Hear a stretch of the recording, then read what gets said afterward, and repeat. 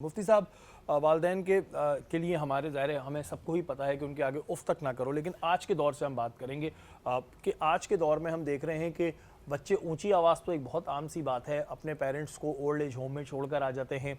अगर घर में कहते हैं ना कि एक भाई कहता है कि आप रख लो, एक भाई कहता है आप रख लो, गो के हर घर में ऐसा नहीं होता, ये नहीं कह रहा, लेकिन आज भी बहुत सारी जगहों पे ये हो रहा है। तो जो लोग इस तरह का अमल करते हैं, अपने वालदैन के साथ ज़्यादती कर रहे हैं, नाइंसाफ़ी कर रहे हैं, ऊंची आवाज़ में बात कर रहे हैं, उनके लिए क्या हुक्म है? जी बिस्मिल्लाहिर्रहमानिर्रहीम। आप और मैं सब चाहते हैं अल्लाह को राज़ी करना है। बेशक बेशक। आप हम सब की चाहत तो यही होगी ना कि हमारा रब जो है जिसने हमें बनाया है जब इस दुनिया से जो है राज़ी होकर जाए। तो अल्लाह ने बड़े प्यारे अंदाज में अल्लाह के रसूल सल्लल्लाहु अलैहि वसल्लम फरमाया कि ये याद रखो, अगर तुम्हारे माँ बाप अगर इतनी बड़ी नेमत हैं, और कितनी बड़ी नेमत है कि तुम चाहते हो कि तुम ये पालो कि तुम्हारा रब तुमसे राज़ी के नाराज़। फरमाया अगर तुम्हारे वालदैन राज़ी तो अल्लाह राज़ी, और अगर तुम्हारे वालदैन नाराज़ तो अल्लाह नाराज़। अब ये बात साबित हुई कि माँ बाप का मेयार, जैसे आपने फरमाया उफ़ भी नहीं करना, ज़ुबान भी नहीं है, तो कोई माँ बाप नहीं चाहते कि हमें ओल्ड हाउस होम में रखे जाए, जितनी फैसिलिटी हो।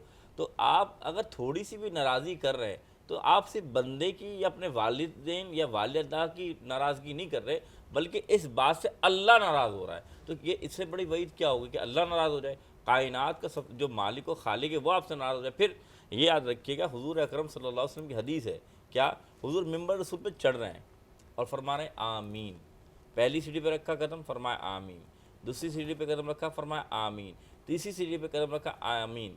तो जब ये तीनों सीढ़ी पे कदम रखा तो सहाबा कराम ने ये फेल पहले नहीं देखा था, तो अर्ज़ की या रसूलल्लाह ये बताइए कि आपने ये अमल क्यों किया। फरमाया मैंने जब पहली सीढ़ी पे कदम रखा तो जिब्रील अम्मी आए, फरमाया कि जब आपका नाम ना लिया जाए और दुरूद आप पर ना पढ़ा जाए तो वो शख्स हलाक हो जाए। तो हुजूर ने आमीन फरमाया सल्लल्लाहु अलैहि वसल्लम। तो मालूम ये चला कि दुरूद की ये बरकत है। फिर हुजूर ने जब दूसरी सीढ़ी पे कदम रखा, फरमाया जिसे रमज़ान के रोज़े मिले और वो रोज़े रख के बख्शिश ना करा पाए वो भी हलाक हो जाए। तो हुजूर ने फिर फरमाया आमीन।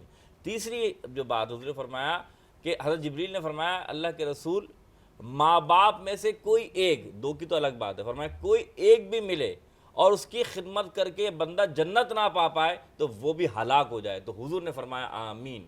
मालूम करें कि दुआ करने वाली जिब्राइल, आमीन कहने वाले रसूल खुदा। तो कितनी बड़ी वईद है कि हम ये कहें कि अपने माँ बाप की शान और अज़मत को ना समझें। एक हदीस और बयान करता अगर इजाज़त, हुजूर ने फरमाया, क्या अल्लाह के रसूल फरमाते हैं जब फ़तह मक्का हुई तो काबा कितना बुलंद है कि आप वहाँ नमाज़ पढ़ लें, अर्श अज़ीम के नीचे है उसके वस्त उसकी। तो सहाबा कराम ने पूछा या रसूल अल्लाह हमने नज़र मानी थी मक्का फ़तह होगा तो हम काबे के नीचे यानी काबे को चूमेंगे। तो हुजूर ने फरमाया क्या तुम्हारी माँ ज़िंदा है? तो फरमाया आका ज़िंदा है। फरमाया जाओ उसके कदमों को चूम लो, अल्लाह नज़र पूरी कर देगा। हाँ ये हाँ, मकाम सुभान अल्लाह। और ये तमाम चीज़ें बताने का मकसद भी आप लोगों को ये होता है कि अब इसमें मैं ये तो नहीं कहूँगा कि अनजाने में जो अपने वालदैन के साथ बदतमीज़ी कर रहा है, मिसबिहेव कर रहा है, उनका दिल दुखा रहा है, तो उसको अनजाना तो मैं नहीं कहूँगा कि अनजाने में कर रहा है, इतनी अकल शऊर तो होती है। तो जो भी इस तरह का काम करता है उसके लिए हजूर पाक सल्लल्लाहु अलैहि वसल्लम फरमा रहे हैं कि वो हलाक हो जाए, आमीन। तो उसके बाद बात ख़त्म हो गई।